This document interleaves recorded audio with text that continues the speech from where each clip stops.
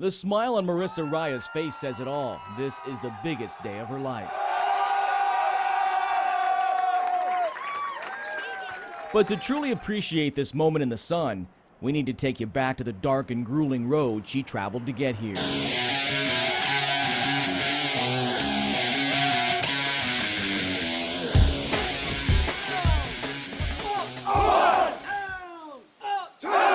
This 26-year-old has pushed her mind and body to the max to become the only female to graduate in her CHP class. It's not easy. It's not easy at all.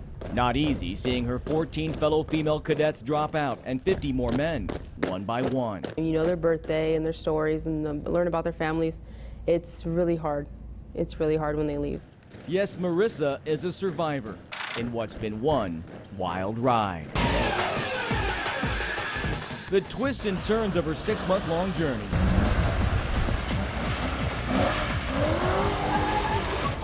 have been the highlight of a renewed push by the CHP to find more Marissas. Out of 7,459 uniformed personnel, just 551 are women. That's just over 7% of the department. If I could change just one woman's mind, about coming in here and doing it, I hope I could do that.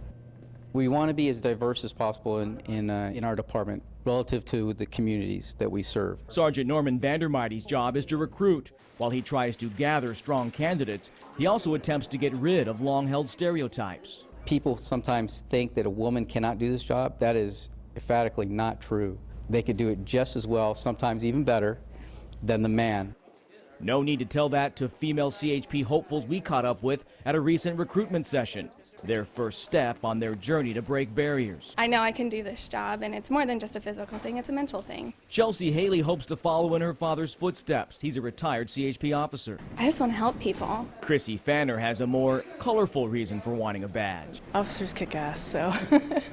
Laughter aside, Fanner is focused on what more female officers can do for the department's image. You might think of CHP a little bit differently if you see a lot more women out there. That's exactly what this woman wouldn't mind seeing. Maybe we could never attain 50%, but maybe it could be a little higher than it is right now. Ramona Prieto was one of the first to not just wear a badge, but sport the leather and boots as the department's first female motorcycle officer in 1980. I really didn't feel like anyone was picking on me, or I didn't feel like anybody didn't want me there. I felt like, hey, I get to do this job. I have the privilege of riding a motorcycle for the Highway Patrol. Could life be any better? Life is pretty good right now. Prieto is now second in command, deputy commissioner. It's not a job. It's a career, it's a family, it's something that, man, you can be proud of that you're a part of.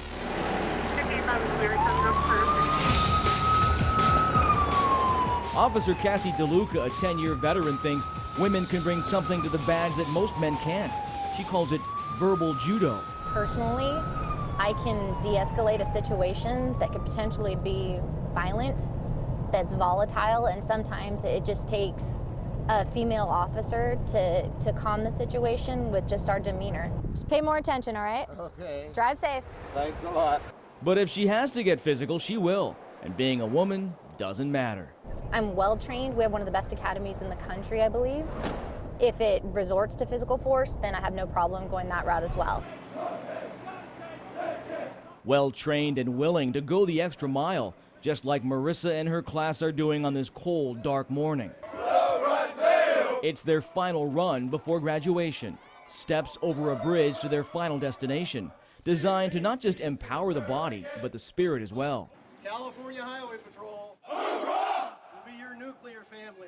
A stop at the Peace Officers Memorial stirred emotions before the sun was even up. As you look upon this memorial that the society you're going to protect has put here in your honor. But in the darkness, they could see the light at the end of the tunnel as family greeted them. They know the sun will soon be shining on graduation day. After this run, we're okay. We're okay now. It feels amazing.